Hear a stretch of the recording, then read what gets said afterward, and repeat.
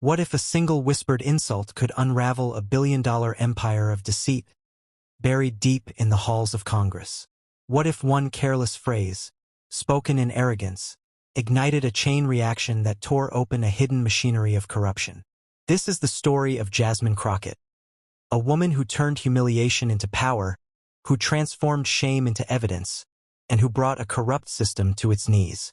It began quietly, a routine budget oversight hearing, cameras rolling, members distracted, the kind of day Washington forgets before lunch. But at 41 seconds into that hearing, Congressman Stephen Lynch leaned forward, smirked, and muttered words that would soon end his career. He whispered, asterisk, "Go back to food stamps, asterisk." For a moment the room froze. No one spoke, but Jasmine Crockett did not flinch. She sat upright, the only black woman on the committee, calm, deliberate, unreadable. Then, without a word, she reached into her folio and placed a small black device on the desk. Its red light pulsed like a heartbeat under the microphones. That pulse was not a prop. It was a warning. When she tapped the surface once, the screens behind her flickered alive. Encrypted files appeared, rows of transactions, signatures, shell accounts, and then a number, $9.2 billion. Gasps cut through the chamber. Staffers froze. Reporters leaned forward. What began as an insult became an exposure. The files revealed that LFS Holdings, a quiet consulting firm tied to Lynch's campaign donors, had siphoned $9.2 billion in federal aid meant for food assistance. While food banks ran dry, the money had been redirected through a web of fake vendors and ghost contracts. The entire room locked onto the screen. Cameras zoomed in. CNN went live. Twitter exploded. Jasmine's voice was low but steady. "You opened the door," she said. "I just walked the receipts through your budget." Her tone was surgical, controlled, unshaken.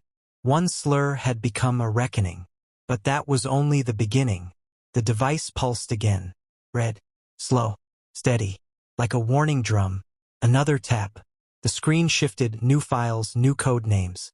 A hidden operation surfaced. Project Hunger Level 7. Flagged by the U.S. Treasury. The chamber erupted in confusion.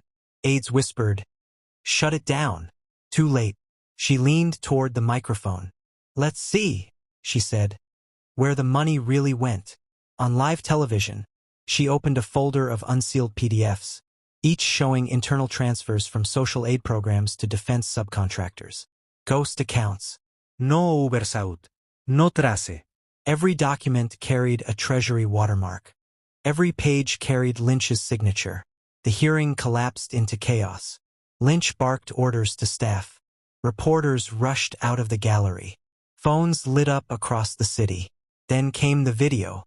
A grainy confession from Jackson Lee, a former federal contractor. His voice cracked as he spoke. "I built the filter. 1.5% of every Snap transaction. Routed to LFS.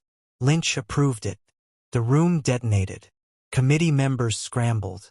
Security tried to cut the feed. Jasmine didn't move. "This is about billions vanishing," she said. While children went to bed hungry, outside, the crowd gathered. Protesters filled the streets. #food stamp fraud trended worldwide. But inside, the air grew heavier, thicker with a sense that this was no longer politics. This was exposure. The screen roared to life again, this time showing red dots across a U.S. map, each representing a closed food bank, a starving family, a life disrupted.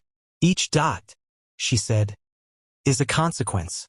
Each dollar missing carries your name." Lynch's composure cracked. His jaw tightened. The cameras caught the tremor in his hand. Then silence. He whispered, "Fake. All fake."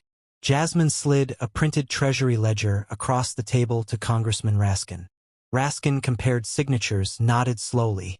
"It matches," he said. That was the moment it all ended. The room's energy shifted from chaos to dread. Everyone understood what had just occurred. This was not rumor or theory. It was fraud, quantified and proven live on the record. But Jasmine wasn't finished.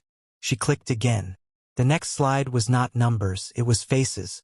Dana from Ohio, holding a bounced receipt for baby formula. Clarissa from El Paso, skipping meals so her children could eat. And then the voice of a young boy. I found my mom in the kitchen, he said. She wasn't asleep. His mother, Nicole, had rationed her insulin. She died waiting for assistance that had been stolen. The hearing fell completely silent. You didn't just steal money, Jasmine said quietly. You stole lives. Lynch muttered something about context. She turned to him, eyes unwavering. What context? She asked. Justifies starving a child. There was no answer. There never is. What followed was unprecedented. An emergency ethics review, a Treasury audit, a Justice Department referral. But the system resisted. Pressure mounted behind closed doors. Whispers circulated, donors, political allies, threats. Yet Jasmine refused to retreat. When the networks called her angry or reckless, she wore the same blazer, the same expression, the same calm defiance. She didn't tweet. She filed subpoenas. She didn't argue. She presented evidence. As the scandal spread, so did the fear. Lynch's donors fled. Campaign accounts froze. Aides resigned overnight. Then came the second wave, proof that the theft was ongoing. Live data revealed 72,000 transactions still being skimmed. The theft wasn't past. It was happening in real time. Fraud isn't history, Jasmine said. It's policy. The committee gasped as the numbers climbed before their eyes. Each second, another stolen meal. Each minute, another family pushed deeper into hunger. Congress fractured under the weight. Some members wanted to suppress it. Others demanded justice. Outside, protests swelled. Food bank workers marched with signs that read, "Accountability is not optional." Jasmine's resolve hardened. Her inbox filled with threats, yet she continued her work. In interviews, she said only, "Truth doesn't need protection. It needs light." 2 weeks later, a breakthrough came. A former aide, Carla Hastings, vanished from D.C. found days later in Vermont with a sealed envelope. Inside, a 2017 memo bearing Lynch's signature, authorizing temporary transfers to LFS Holdings. It was the smoking gun. Jasmine presented it to the full House. The chamber fell into stunned silence. Lynch denied it until forensic experts confirmed the ink, the date, and the stamp. That night, he resigned. By dawn, federal agents sealed his office. Files confiscated. Accounts frozen. The empire of deception had collapsed. But for Jasmine Crockett, it wasn't a victory lap. She called it the beginning. In the following months, she led hearings on transparency and poverty reform. She visited food banks across the country, Chicago, Atlanta, Dallas, Memphis, meeting those who had lived the consequences of the theft. Her message was simple. Hunger is not a statistic. It's a wound. The press called her divisive.